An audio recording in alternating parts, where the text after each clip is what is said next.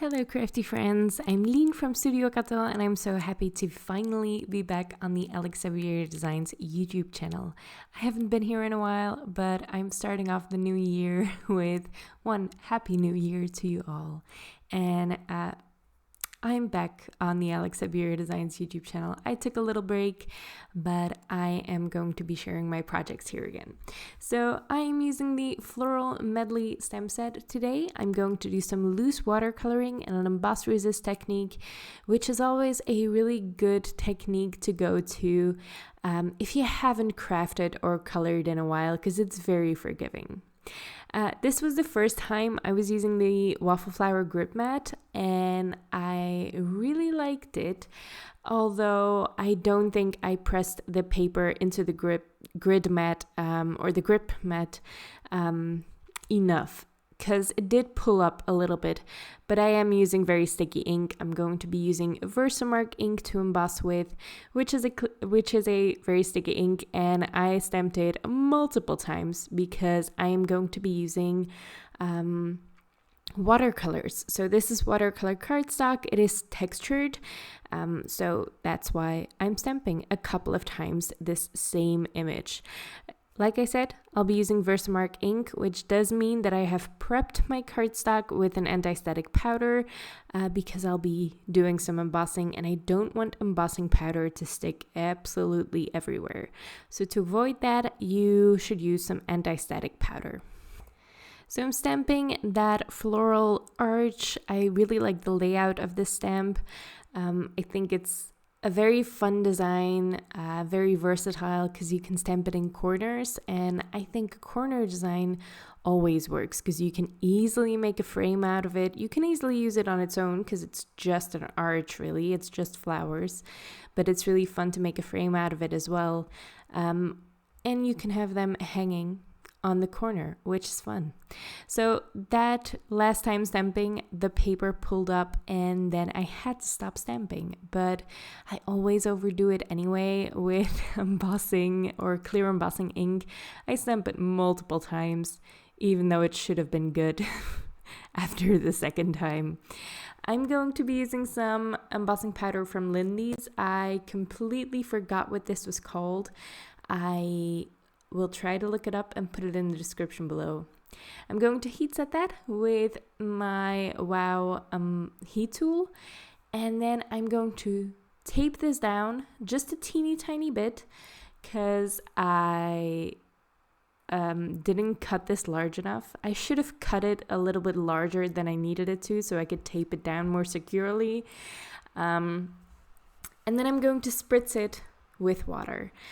That is going to make my colors flow nicely. It's going to give this really fun, loosey-goosey watercoloring look, which I love. And something else that's helping with that is the watercolors I'm using. These are Ecoline liquid watercolors. You can use any watercolor here, but I had just gotten some more colors of these, so I wanted to play with them.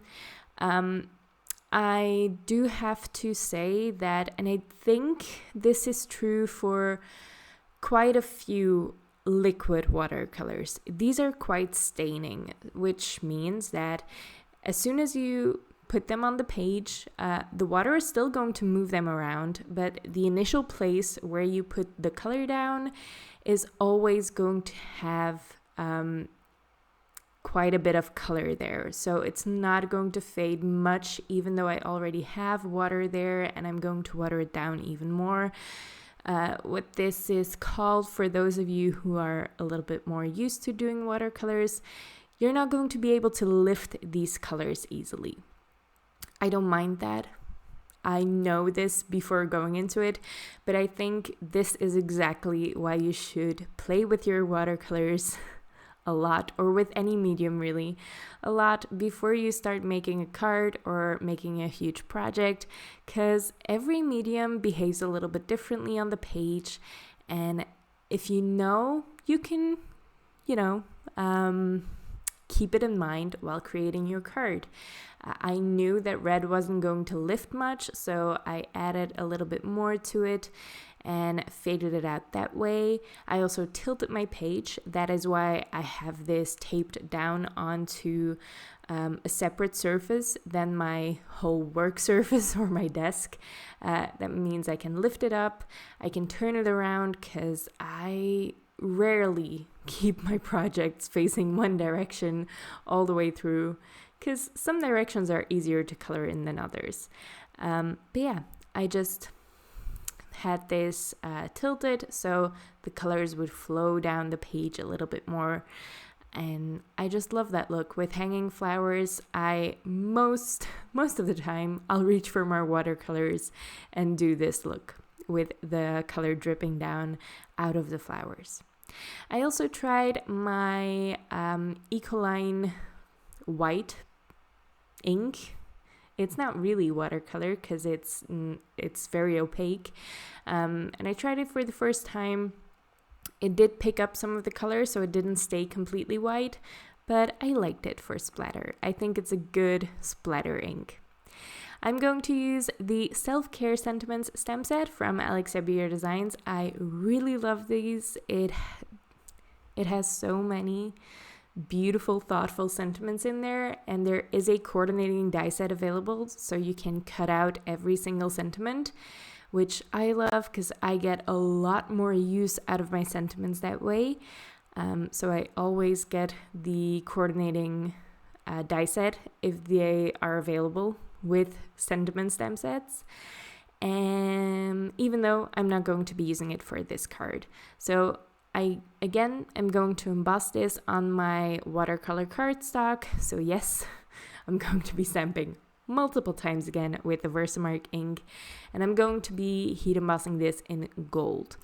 If I had more color dripping out of these flowers, I might have heat embossed it in white, but as it was, this page was already quite white, and that wouldn't have stood out as much as I wanted it to. So this sentiment says, "Bloom as you are," which is such a beautiful sentiment, and one that I'm going to be using a ton, because I always make flower cards. It always works.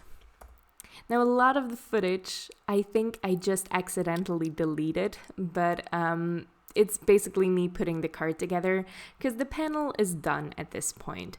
But what I did is I put a piece of craft cardstock, an A2 size piece of craft cardstock, onto my card base, and then I propped this watercolor panel up on top of that. I always like a craft card base with a soft watercolor look. It looks rustic and it looks really nice. For some reason, it fits the vibe of the watercolor aesthetics, and I just really love it.